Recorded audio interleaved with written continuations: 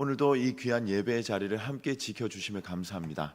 오늘 우리에게 주신 하나님의 말씀을 통하여 우리가 패역한 백성에게서 하나님이 원하시는 백성으로 돌아가는 시간이 되며, 또 하나님께서 원하시는 삶으로 정말 우리가 하나님께 드려지는 기쁜 산제물이 되시는 귀한 시간이 되시길 축복합니다. 오늘 2장의 말씀에 소제목을 보시면 멸망할 자들이라는 표현이 나와 있습니다. 그리고 이미 익히 하시고 반복적인 표현으로 보면 이스라엘 백성들은 하나님이 원하시는 삶이 아닌 자신이 원하는 삶을 살아가는 모습이 보여집니다. 그리고 이 모습들이 오늘 본문 1절부터 5절까지의 말씀을 통하여 일단 먼저 확인해 보고자 합니다. 1절 말씀에서는 그들이, 이스라엘 백성들 혹은 하나님이 원하시는 삶을 살지 않는 모든 이들이 침상에서 악한 일을 도모한다라는 표현이 나옵니다. 그리고 그런 악한 일을 도모하는 자들이 힘을 가지고 있고 그 악한 일을 행할 실천력을 가지고 있다라는 표현을 우리에게 알려주고 있습니다. 즉, 선한 일을 하루 종일 어떻게 행하며 살아갈까를 고민해도 하나님이 원하시는 삶을 살기에 우리 인간은 악한 존재이지만, 잠들기 전까지 혹은 그 침상에 누워서까지 어떻게 하면 우리가 악한 일을 행할까를 고민하는 삶을 우리가 살고 있는지 뒤돌아봐야 된다는 것입니다. 어떻게 그렇게 기가 막힌지 악한 사람들은 힘이 넘칩니다. 그리고 그 악한 사람들은 실제로 자신들이 계획하고 자신들이 생각하고 있는 악한 행동을 하는 데 있어서 부족함이 없는 힘을 함께 가지고 있습니다. 하지만 어떤가요? 그런 악한 자들의 말로가 비록 걸어가는 그 길은 좋아 보일지 몰라도, 비록 행하는 그 모든 것들이 많이 가짐으로 인해서 부러워 보일지 모르지만, 그런 세상적인 시각과 세상적인 마음이 아니라 하나님의 시각과 하나님의 마음으로 본다면 그 세상의 모든 유익과 그 길을 걸어가는 자의 끝은 패망의 길밖에 없다는 것을 오늘 말씀을 통해서 알려주고 계십니다. 그리고 나서 그 사람들이 행하는 중심 마음은 어떤 것이냐, 2절 말씀에서 이렇게 표현하고 있습니다. 밭들을 탐하고 그것을 빼앗고 집들을 빼앗으니 그들이 남자와 그 집에 있는 모든 것들을 앗아간다라는 표현이 나옵니다. 즉, 악한 마음을 품고 악한 행동을 하는 자들의 중심에는 내 것이 아닌 이외의 것들을 탐하는 마음이 있는데, 그 이외의 것들을 탐하는 마음이 어디에서 비롯하느냐? 하나님의 마음과 하나님의 뜻을 알고 구하는 것이 아니라 나의 마음과 나의 뜻을 구하니 남들의 것을 탐하게 되고 남들의 것을 빼앗게 된다는 것입니다. 하나님이 우리의 삶에 맡겨주신 것들이 있고 우리가 우리 삶에 책임져야 할 것들이 있지만, 그 이외의 것들, 내가 보았을 때 좋아 보이는 것이 있다면 그것을 탐하는 욕심, 하나님께서 우리에게 주신 것이 아님에도 불구하고 내가 가지고 싶으니, 내가 저것을 원하니, 내가 그것을 얻기 위하여 남의 것을 탐하고 뺏는 모습을 2절 말씀에서 보여주고 계시는 것입니다. 그리고 나서 3절에서는 우리에게 어떻게 말씀하십니까? 그 모든 행동이 우리에게 재앙으로 돌아온다는 것입니다. 그 모든 것들의 결과가 하나님이 우리에게 나타내실 심판이라는 것을 보여주고 계십니다. 당장 그것들을 행할 때는 좋아 보입니다. 왜냐? 더 많이 가지거든요. 그리고 막상 그것을 행할 때는 하나님의 말씀이 전혀 들리지 않습니다. 왜냐?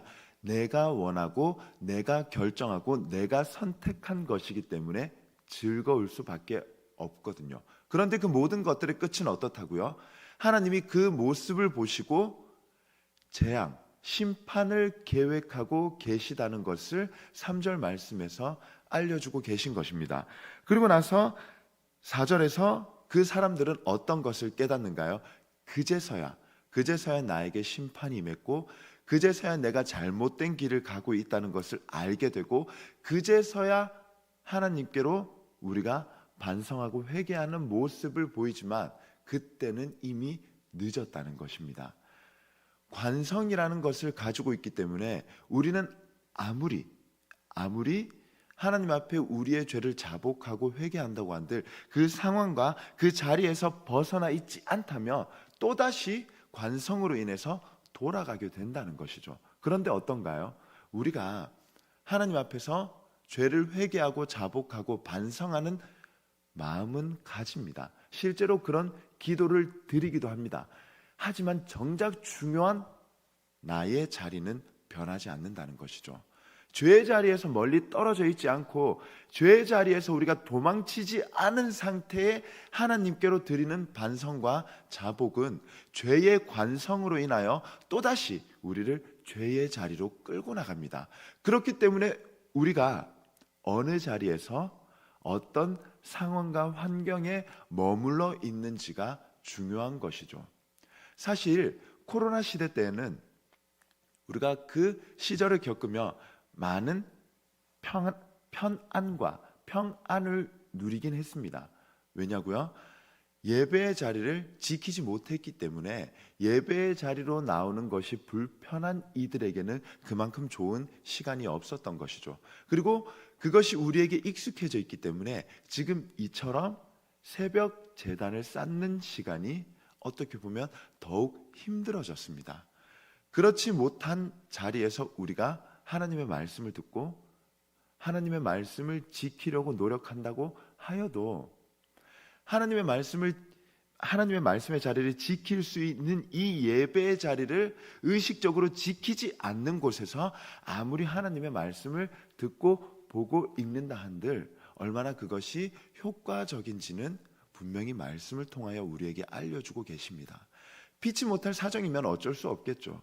정말 우리가 그 자리를 지킬 수 없는 상황과 환경이라면 어쩔 수 없는 것이겠지만 그것이 아니라면 우리는 반드시 예배의 자리를 의식적으로 우리가 지켜야 됩니다.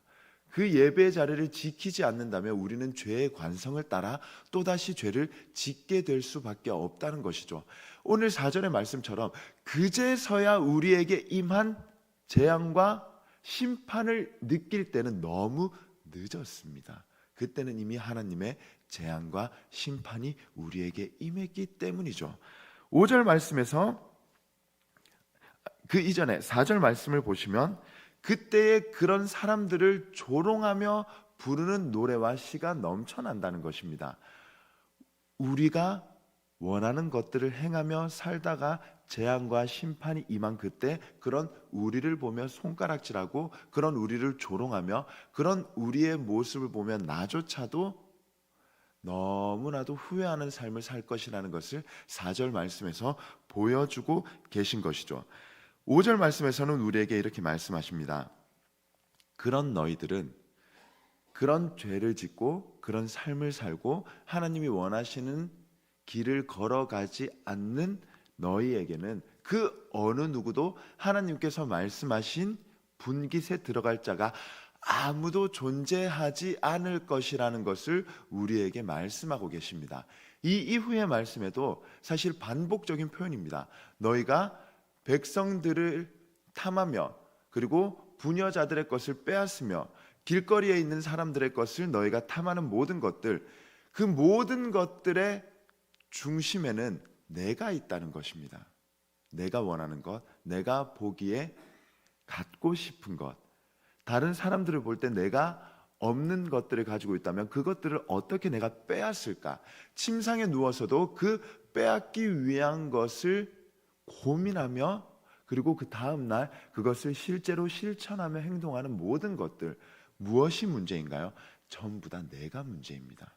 전부 다 내가 앞서고 전부 다 내가 중심에 있고 우선순위에 있기 때문에 악한 행동을 꾀하고 그것을 실천하며 살아가게 된다는 것이죠. 그 결과는 어떻다고요? 하나님의 재앙과 심판이 임하게 된다는 것. 그리고 그 재앙과 심판의 가장 큰 핵심은 하나님이 우리에게 주신 그 분깃 안에 내가 들어갈 수 없게 된다는 거죠. 그것만큼 불행한 일이 어디 있겠습니까? 아무리 세상에서 많은 것을 누린다고 한들, 아무리 세상의 것을 내가 많이 가졌다고 한들 하나님이 말씀하신 그 분깃 안에 들어가지 못한다면 결국 우리의 죽음 이후에는 하나님과 함께 할 수 없다는 것을 우리는 반드시 기억해야 됩니다. 세상 사람들은 사실 정말 행복할 수밖에 없습니다. 왜냐고요? 세상의 기준대로 살아가고 있기 때문에요. 세상의 기준대로의 가장 큰 핵심 행복은 무엇이다? 자신이 원하는 삶, 자신이 계획한 삶, 자신이 선두에 서 있고 자신이 앞에 서 있으며 자신이 걷고자 하는 길을 걸어가는 행복이 세상에서는 최고의 가치인 것을 계속해서 알려주고 있는 것이죠. 그래서 세상은 무엇이라고 얘기하나요? 한 번밖에 없는 인생, 너를 위해 살아라. 한 번밖에 없는 인생, 네가 원하는 것들을 행동하며 살아라. 세상은 하나님을 빼놓고 얘기하거든요. 하나님을 절대 염두에 두지 않고 표현하거든요. 그렇기 때문에 세상 사람들은 점점 더 죄의 관성에 이끌려 돌아올 수 없는 길을 걸어가게 되는 것입니다. 그런 하나님이 우리를 보실 때 어떤 마음을 가지실까요? 정말 안타까운 마음을 가지고 있음에도 불구하고 우리는 그것을 알지 못한 채로 계속 걸어 나간다는 것이죠. 그런데 하나님이 다시 한번 우리에게 말씀하십니다. 어떤 말씀이요? 12절과 13절의 말씀을 보시면 야곱아 내가 반드시 너희 무리를 다시 모을 것이다. 그리고 내가 반드시 이스라엘의 남은 자를 모아 그들을 한 처소에 두고 그리고 내가 너희를 구원할 것이다. 초장의 양떼같이 그 사람들이 크게 떠들며 행복하고 즐거워할 것이다. 길을 여는 자가 그들 앞에 올라가며 걸어갈 것이고 많은 사람들이 그 길을 걸어가는 때에 여호와가 그 앞에서 선두를 설 것이라. 하나님은 우리를 떠나지 않는다고 말씀하십니다. 우리가 이런 죄를 지었음에도 불구하고 우리가 하나님께로 돌아간다면 다시 한번 우리의 선두에 서시며 우리가 바른 길로 갈 수 있게끔 하나님이 우리의 길을 인도하신다는 것을 보여주고 계십니다.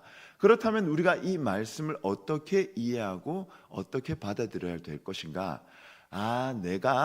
내가 죄를 떠나서 하나님 안에 머물러 있으니 하나님이 나를 구원해 주시구나. 내가 하나님께 돌이키고 하나님께로 돌아가니 다시 한번 우리에게 기회를 주시는구나. 내가 잘했구나. 내가 하나님의 말씀을 들었구나. 또 우리는 죄의 습성인 나를 버리지 못하고 회복에서도 내가 우선됩니다. 내가 하나님께로 돌아갔고 내가 하나님의 말씀을 지켰고 내가 열심히 살았기 때문에 하나님이 나에게 구원을 주시는구나.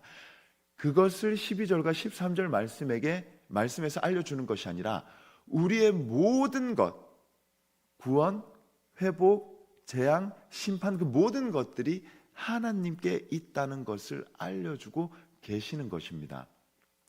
우리의 회복도 우리의 돌아감도 모두 하나님의 주권 안에 있습니다. 내가 잘하고 내가 행했고 내가 성공한 것이 아니라 모든 구원의 중심에는 하나님의 전적인 역사하심을 통하여 우리가 구원받을 수 있게 된다는 것이죠. 이미 구약의 모든 상황들을 통하여 본 것 아닌가요? 사사시대 역시도 내 소견대로 내 옳은 의견대로 행했기 때문에 그 모든 재앙이 임한 것 아닌가요? 우리는 이제서야 제대로 돌이킬 수 있는 준비가 된 때입니다. 왜냐고요? 오늘 우리가 이 말씀을 통하여 정말 나는 철저하게 죽어야 되는구나. 정말 내가 철저하게 없어야 되는구나. 내가 있는 그 모든 것들이라면 그 결과의 끝은 재앙과 심판밖에 없구나. 나의 구원도 내가 잘해서 얻는 것이 아니라 하나님께서 주시는 것이구나. 나는 아무런 힘이 없고 나는 아무런 능이 없고 나는 아무런 유익이 없는 죄인일 뿐이구나. 하나님 저를 살려주십시오. 하나님 제가 이제서야 진정으로 하나님께 돌아가기를 원합니다. 하나님 사실 여태까지의 나의 삶은 반복적인 삶이었습니다. 반복적인 죄였습니다. 그 죄 가운데 가장 중요한 것은 나 자신이 너무 컸습니다. 하나님 오늘 말씀을 통하여 우리의 앞을 걸어가시는 하나님을 바라볼 수 있기를 원합니다.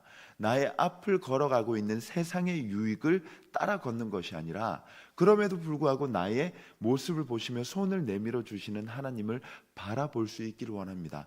그럼에도 불구하고 나에게 손을 내밀어 주시며 구원을 약속하시는 하나님을 바라보기를 원합니다. 내가 이제는 세상이 정해놓은 그 틀 안에 거하고 그 틀 안에서 살아가는 것이 아니라 하나님이 정해놓은 분깃 안에서 내가 살아가기를 원합니다. 하나님, 제가 하나님을 뒤따라가기를 원하오니 제가 저를 구원하는 것이 아니라 하나님이 저를 구원하여 주시옵소서. 세상을 살아가며 만나는 모든 순간들마다 하나님이 먼저 그 상황 속에서 주시는 마음이 무엇인지 돌아볼 수 있는 우리 모두가 되길 원합니다. 그리고 세상 사람들이 우리에게 알려주고 가르쳐주는 방식대로 나의 삶을 재단하고 평가하는 것이 아니라 하나님이 우리에게 주신 말씀을 가지고 우리의 삶을 재단하고 평가하실 수 있기를 축복합니다. 세상 사람들은 우리를 끝까지 비난하고 우리를 끝까지 조롱하고 우리를 끝까지 죄의 관성으로 유혹할 생각만 할 것입니다. 마치 오늘 1절의 말씀처럼요. 하지만 우리가 이것을 떨쳐내고 깨어지고 우리가 회복하여 12절과 13절의 말씀을 기억하며 하나님이 나를 구원하려 하시는구나. 하나님이 내게 오직 하나님만이 가능하시구나를 가득하게 안고 돌아가실 수 있는 이 예배의 자리가 되시기를 예수님의 이름으로 축복합니다. 기도하겠습니다. 하나님, 오늘도 우리에게 귀한 말씀을 주심에 감사드립니다. 오늘 우리에게 주신 말씀처럼 악인들은 침상에서 어떻게 하면 남들의 것을 빼앗을까, 남들의 것을 탐할까, 자신이 볼 때 좋아하는 것들을 얻을까를 고민한다면 이제는 우리가 모든 것들을 내어놓고 하나님의 마음을 구하는 진정한 그리스도인이 되길 원합니다. 하나님이 우리의 앞길을 걸어가시며 우리의 길을 인도하시며 우리에게 손을 내밀어 주시는 그 손길을 뿌리치지 않게 하여 주시고 그 손길만 바라보게 하여 주시고 그 손길을 의지하며 살아갈 수 있는 우리 모두가 되게 하여 주시옵소서.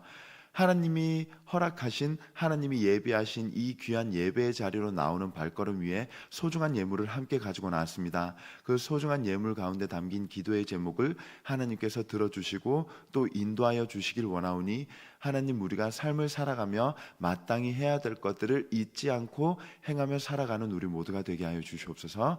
감사드리며 예수님 이름으로 간절히 기도드립니다. 아멘.